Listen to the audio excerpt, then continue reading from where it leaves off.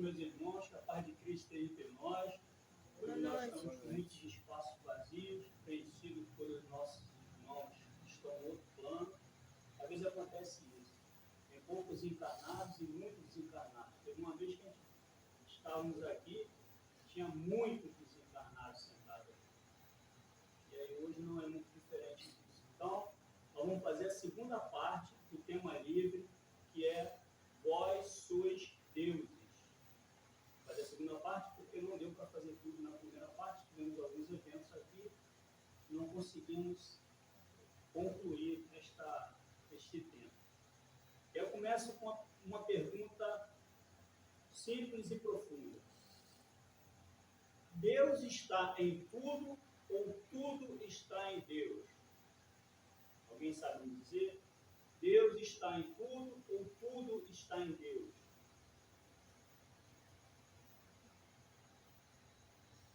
Vamos lá, menina do... Não,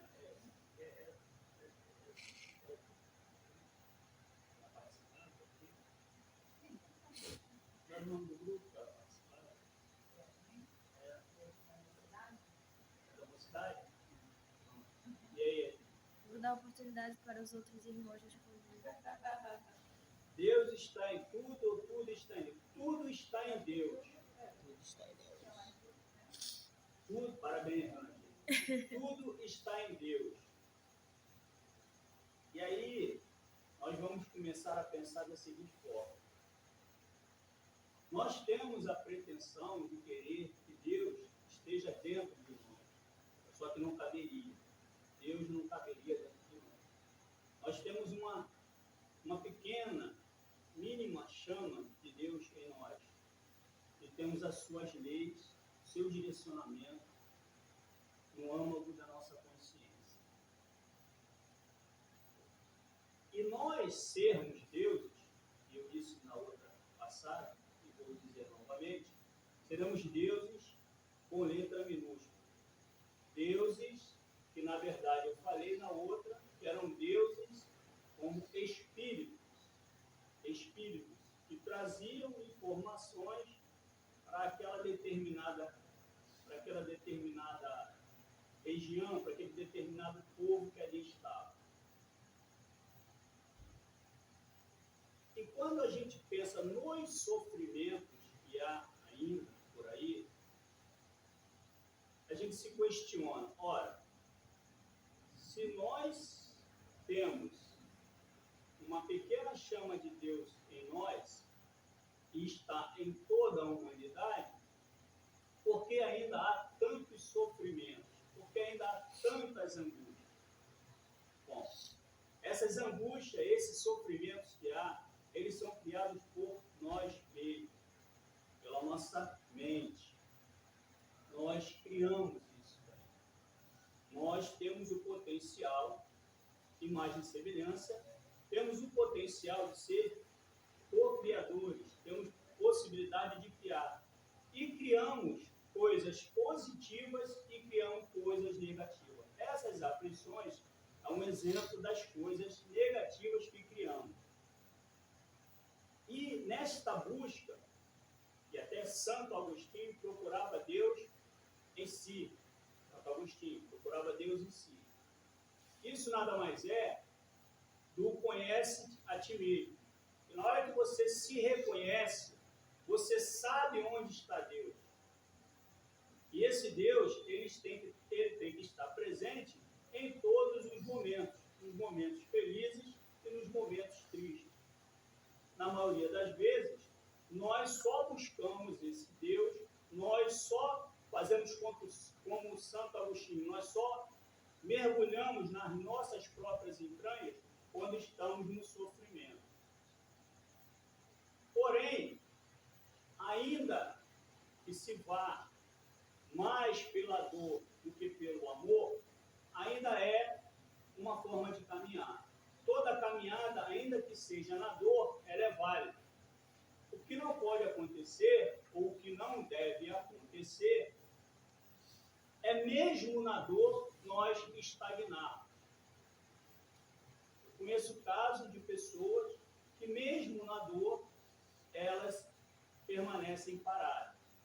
Isso é a escolha dela, ela tem o seu livre-arbítrio e a gente respeita. Mas, ainda que a gente caminhe na base dos tropeços, que façamos assim. Então, vamos adiante.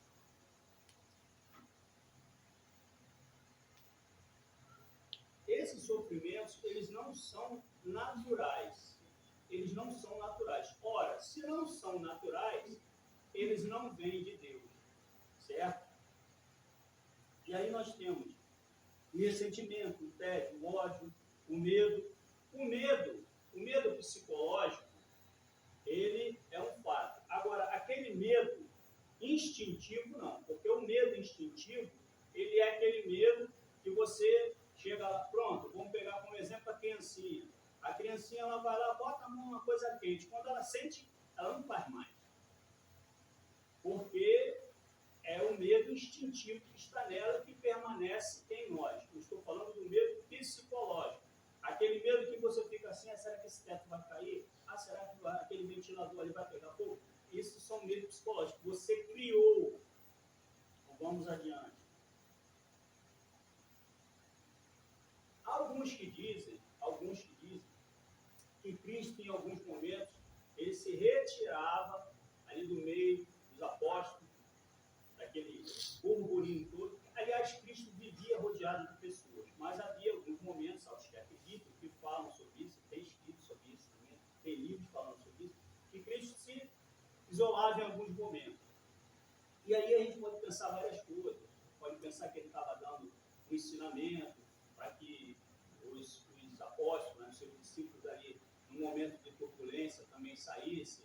Há várias situações. Mas o mais importante para nós é o exemplo. Por exemplo, vamos dizer, aí é redundância. Vamos dizer assim, em muitos momentos de dificuldade, nós permanecemos no centro da convulsão. E no centro da convulsão, você não consegue resolver, porque a visão que você tem no centro, ela é muito limitada. Por isso que tem até um quadro famoso que está um ancião fora de uma aldeia, em cima de uma montanha, observando a comunidade ali embaixo, buscando solução para os problemas. Ou seja, ele se afasta, ele está ali e ele fica observando. E isso acontece muito em nós. Nós não conseguimos sair daquele centro e a gente não consegue ver, porque no centro você está ali no meio, então você se afasta para você ter uma visão maior do problema que está acontecendo em sua vida.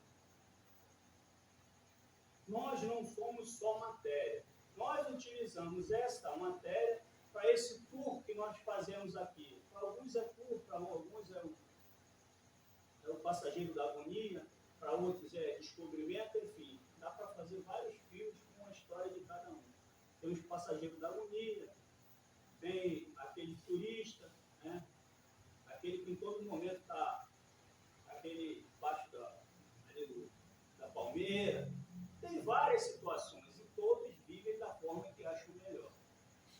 E há aqueles refletivos, aqueles que passam o tempo todinho lá como aqueles monstros, se isolando de todo mundo.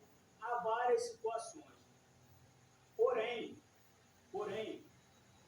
esse potencial que nos foi dado, na condição de sermos deuses, volto a dizer com letra minúscula, esse potencial que nos foi dado é um potencial para que você interaja. Nós somos co-criadores e nós devemos solucionar os problemas? Sim. Devemos criar problemas? Não. Mas também não podemos fugir dos problemas. E por isso temos essa condição, esse potencial. Vamos adiante. Então, quanto mais distante de Deus, mais sofrimento. É uma conta fácil. Toda vez que você se afasta de Deus, os seus sofrimentos aumentam. Eu já falei isso aqui de uma vez numa outra palestra e vou falar novamente. E você vai se aproximando, os sofrimentos tendem a diminuir. Obviamente que o sofrimento de cada um vai ter o tempo de cada um. A pessoa pessoas que passam por uma tormenta e elas passam pouco tempo naquela tormenta. Há pessoas que ficam muito tempo naquela tormenta. E há pessoas que viram a própria tormenta. Tem esse também? Tem, mano? Tem, né? Eu sei que você não estava aí. Você estava tão quietinho aí.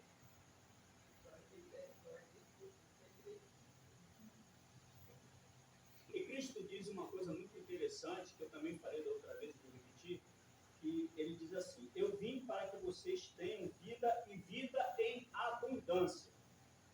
Há pessoas que se colocam numa situação de que elas, qualquer coisinha que ela tem um pouquinho a mais, ela acha que aquele mais que ela tem, ela não merece aquilo ali, por incrível que pareça.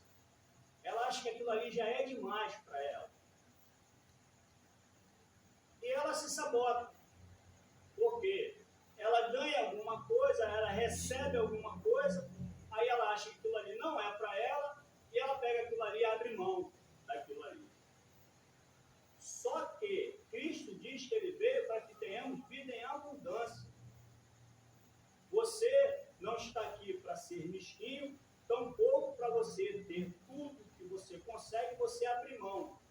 Há um equilíbrio entre, eu falo isso porque é uma polêmica muito grande até entre os espíritas, que colocam como se você ter alguma coisa fosse diretamente relacionado a todos os males que há na humanidade.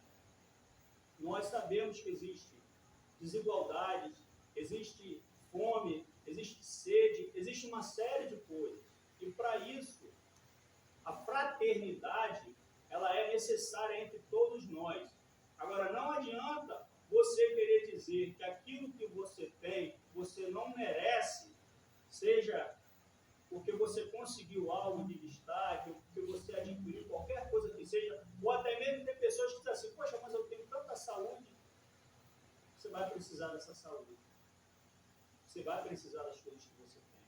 Então, existe esta questão. Eu, particularmente, não concordo que você não deva ter e você não deva conseguir o melhor. Porque Cristo diz que é em abundância. A abundância não quer dizer que você vai tirar o do outro, que você vai querer o do outro. Mas aquilo que lhe for do seu trabalho, do fruto do seu trabalho, você tem que desfrutar. Não há essa... Para mim, eu acho muito claro isso. Vamos adiante. Sim, fala. Eu vi uma história na internet de um rapaz, ele era piloto, já tinha uma fama, muito sermão, muito bonito, pretinho, destaque, né? Os pais, muito felizes com isso. Só que ele se muito fazer uma viagem, ele não foi para a África. Ele foi e simplesmente não voltou, não quis voltar. Não quis saber entender por quê, né? E ele simplesmente mudou a realidade. Ele quis ficar, ser anônimo, andar descalço, perambulando assim. E foi um choque para a família ter que entender por que um rapaz novo, um piloto, já tinha um sucesso, né? Muito bonito e tal, inteligente, mas abandonou tudo, assim, foi difícil isso, né? Aí parece que ele tinha uma vontade de fazer essa viagem, ele programou e não quis voltar. E como eles, no final, assim, na história conta, os pais muito preocupados, eles conseguiram encontrar ele, que alguém viu, enfim, né? Localizaram ele e perceberam como eles estavam muito felizes. E eles aceitaram, entendeu? Porque não tinha mais como fazer. Entendeu? Porque ele tinha feito, estava tudo bem. O que você achou? É porque, às vezes, as pessoas adquirem as coisas, né, nas questões materiais, e elas sentem um vazio. Quanto a isso, não há o menor problema de você largar o que você tem para você buscar algo. Quanto a isso, não tem problema. O problema consiste se todos que têm, se todos os empresários, se todos os líderes, se todas as pessoas que têm responsabilidade, se elas largassem, como é que seria? Como é que seria? Nós temos um potencial, somos co-criadores, é isso que eu estou tentando dizer. Nós somos co-criadores, nós temos capacidade e condições. Senão, nós estamos parados na época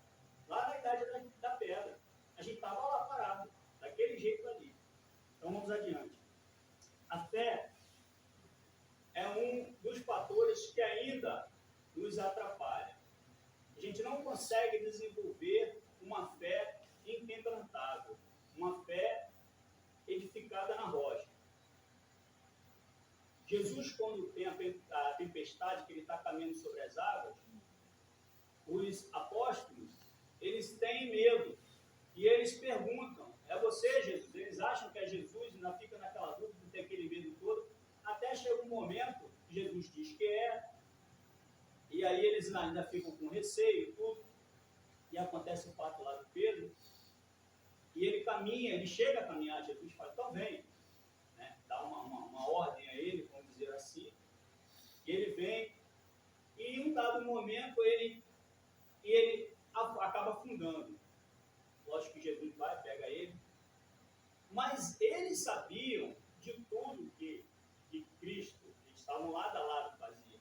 Eles na tempestade, eles tiveram receio, viram que era Jesus. Pedro ainda foi que teve mais fé, que foi lá, mas titubeou. Então, esse Deus, ele ainda fica distante de nós. Porque esse Deus, ele só vai se manifestar dessa forma com fé. Sem fé, ele não vai se manifestar. Há um condicional, até quando Cristo dá um imperativo e autossugestiona uma pessoa, tem que haver, do outro lado, uma volta disso daí, dessas energias, que é a fé. Que é a fé. Então, esse Deus ainda fica distante para nós por causa da nossa fé, que ainda não é uma fé solidificada. E aí eu tenho a pergunta seguinte, né? Se a gente pudesse fazer uma escolha hoje, né, em estar com Deus ou estar com as coisas do mundo, o que nós escolheríamos hoje? Você e eu, o que você escolheria hoje? Estar com Deus ou estar com as coisas do mundo? Está com Deus todo mundo? Está com Deus? Não, para de mentir. Todo mundo está com Deus, né? E se tivesse que ir para o encontro de Deus hoje, a condição é essa, a gente tem que se encontrar com Deus hoje. Todo mundo vai? Agora? Não vai ligar para ninguém, não vai perguntar pelo filho, pela mãe, vai deixar tudo aqui? Amém. Meus pais estão aqui, então. Amém. Aí, né, eles que então vamos. Tem a escolha, pode escolher. Vai, todo mundo vai? Vai. Não vai ficar preocupado com o marido, com o filho, com a mãe. Não vai deixar Nada. de viajar pro Rio, não. Oi? Não, que eles vão ter que entender. Não, mas vamos supor que a gente fosse. Deixa um recadinho. Vamos supor que nós fôssemos, como diz os nossos irmãos, que nós fôssemos arrebatados. Não ficasse nem poeira da gente aqui. Não é que desencarnou, teve um velório, não. Arrebatou aqui, todo mundo aqui. Igual avião. Aí ele só sabe disso quando conta a história, né? Porque vou enterrar o marido, a mulher, e ela, eu quero ir com você, eu quero ir com você. Aí de repente ela cai dentro, tô mentira daqui. E ele disse, ela demorava. Vai ser mesmo. Então, meus irmãos, sim, fala. Ou encontrar Deus agora. Mentira aí. E aí não ia ficar nada. Mas vamos lá. E para nós estabelecermos uma ligação íntima com Deus, nós temos que fazer escolhas. E aí, nessas escolhas, temos que fazer algumas renúncias. Só que dentro dessa escolha, nós temos duas situações aqui. Nós temos aquilo que é primário, que são as coisas de Deus, e nós temos aquilo que é secundário, que depois o resto será acrescentado. Ou seja, nós fomos criados de uma forma que hoje está refletindo muito no nosso dia a dia, e nós fomos criados assim. Você vai estudar, vai trabalhar, para produzir, para ser alguém, e depois disso tudo você vai buscar a Deus. Ou seja, nós invertemos a ordem das coisas. que é dito para nós é que primeiro você busque a Deus. E depois as outras coisas serão acrescentadas. Nós fomos criados de uma forma errada. Por isso que hoje a gente vive este momento de um vazio existencial muito grande nas pessoas. Porque há pessoas, a gente está aqui, são mais velhos aqui, ainda pegou um período em que você conseguia vivenciar as etapas da sua vida. A infância, a juventude, exceto aqueles que tiveram muito cedo ter responsabilidade, é uma outra história. Mas, e hoje a gente vive esse vazio porque as pessoas muito cedo pularam as etapas, ficaram muito tempo buscando as outras coisas, e quando elas vão buscar a Deus, aí elas acham que elas são Deus com D maiúsculo. Aí elas acham que elas são o próprio Deus. E aí vem o vazio existencial, e as pessoas, há muito tempo, eu não sei agora, há muito tempo, quando eu estava pesquisando, lendo sobre esses assuntos, dizia-se que no Japão, o índice de pessoas que desistiam da própria vida era muito grande. Dizem que na época era o maior, não sei agora. Estão falando agora que tem muito também agora nos Estados Unidos. E se você vê, e a nossa cultura aqui ainda é um pouquinho melhor. Há lugares aí que há uma ausência completa de Deus na vida dessas pessoas. E como é que você, se tudo está em Deus, como é que você consegue viver sem essa chama em si? Você vai ter um vazio. No meu entendimento, esse vazio é algo que você quer arrancar, mas que você não consegue tirar de você. E aí você sente esse vazio. É como se essa pequena chama, essa pequena porção, você apagasse da sua vida. Só que você não consegue viver sem ela. Em momento algum você vai conseguir viver. Até aqueles que dizem que não creem em Deus, mas no seu íntimo eles têm sentimentos de altruísmo, eles têm compaixão. É Deus. Ainda que ele diga que não acredita. Vamos adiante.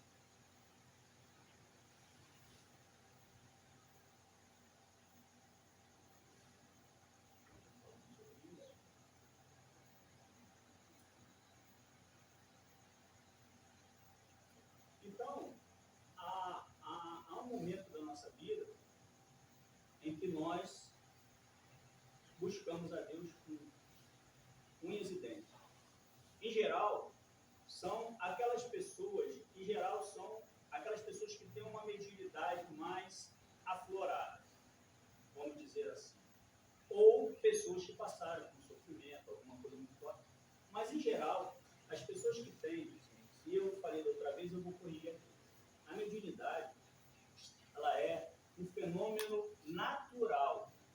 Só que aí eu expliquei e falei que não era miraculoso e acabei envolvendo um fenômeno. É um fenômeno, quando as pessoas vão falar fenômeno, mas é um fenômeno natural, ou seja, todos nós temos algum tipo de mediunidade. E, em geral, esses médiuns, eles tendem a estar mais próximos às coisas de Deus, porque aí já é uma outra história, mas vamos adiante. Então, quando você começa a buscar a Deus, naquela sua luta, naquela sua ânsia, você vai se deparando com algumas questões difíceis de você organizar na sua mente. É como se em alguns momentos você se sentisse só. É como se em alguns momentos você se sentisse isolado. Eu já conversei com algumas pessoas que tinham essa mediunidade muito aflorada e elas se sentem meio que excluídas. Porque não é fácil você lidar com essa situação. Você passa a ser diferente. E, graças a Deus, hoje, a gente tem uma ideia que o diferente também é filho de Deus. Teve uma época que o diferente ele era excluído. Graças a Deus, hoje a gente vem evoluindo. Isso daí não pertence, vou dizer agora uma coisa aqui, que talvez um aqui se desagrade. Isso não pertence a um diálogo, a um debate ideológico. Não. O homem, ele sim, o homem evoluiu. não pertence. É óbvio que aqui os homens terão que fazer, é igual a pedra lá de Lázaro. Quem puxou foi Jesus, puxou a pedra? Não. Os homens têm que fazer o trabalho dos homens. Aí foi lá, os homens foram lá puxar a pedra. Jesus foi fazer o trabalho dele, que ninguém podia fazer. Era chamar ele no imperativo para que ele voltasse, que ele não estava morto. Então vamos adiante.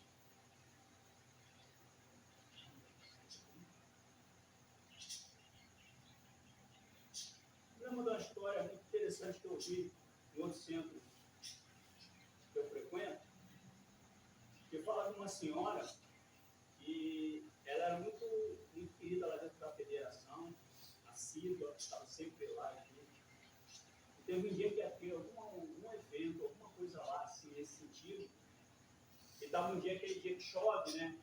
Chove, para. Quando ela estava passando para ir para o seu trabalho, na casa, um carro passou e lameou ela todinha.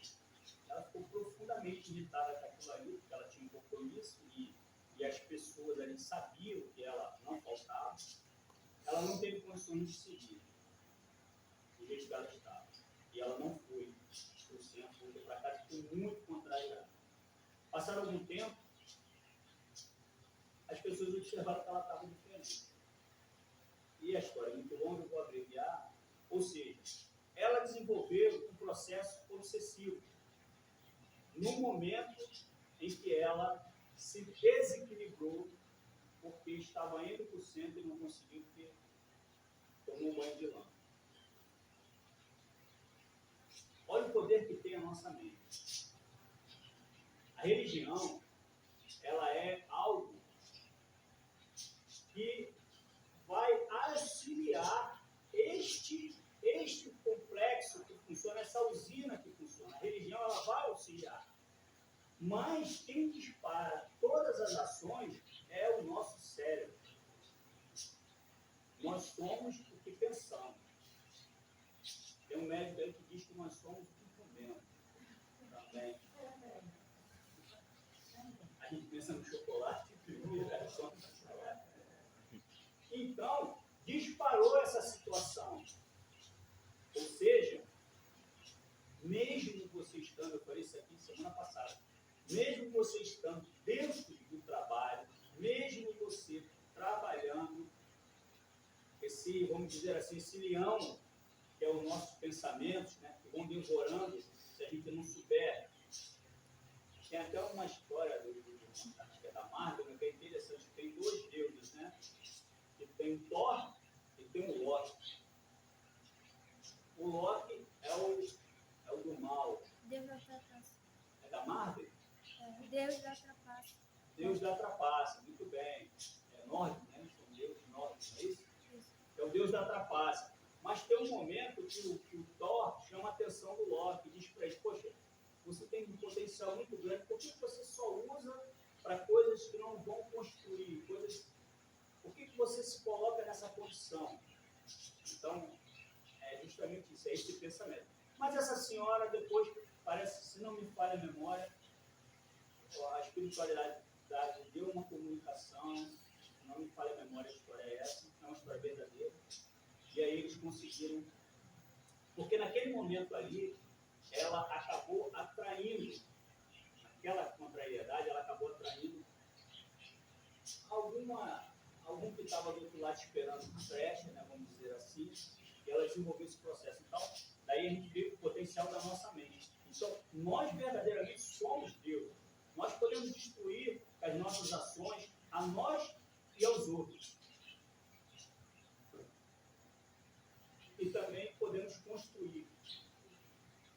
Não, destruir mesmo. Destruir mesmo. Tanto que hoje em dia as guerras estão aí. E as guerras começam com coisas, muitas das vezes, banais. Pronto, falando em guerra, me lembrei. O ego.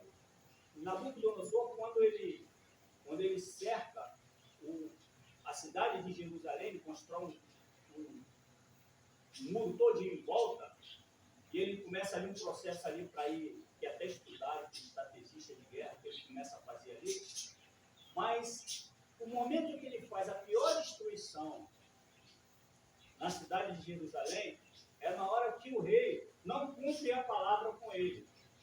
O rei não queria que ele se aliasse aos egípcios. E ele trai a confiança.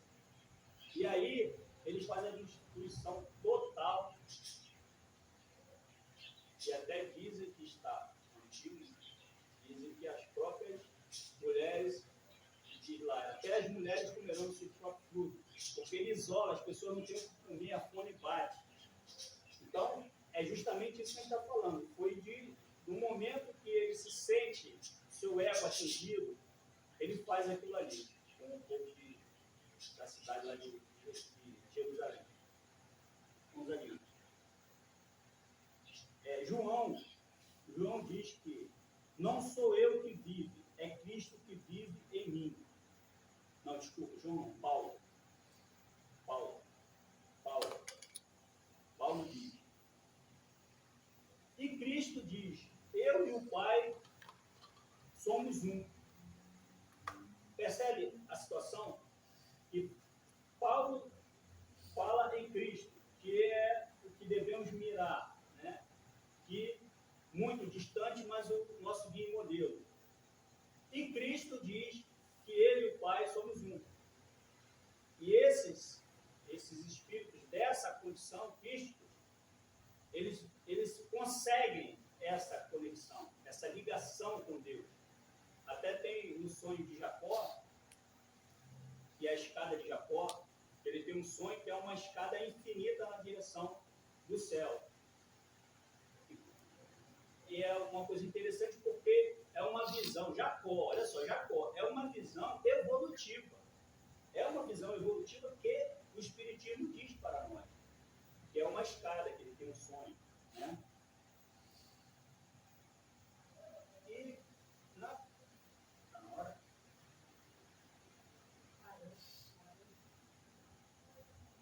Eu não sei na hora. Então vamos só para finalizar. Nós somos co-criadores. Nós criamos o nosso perispírito, né? Somos espírito e matéria. E essa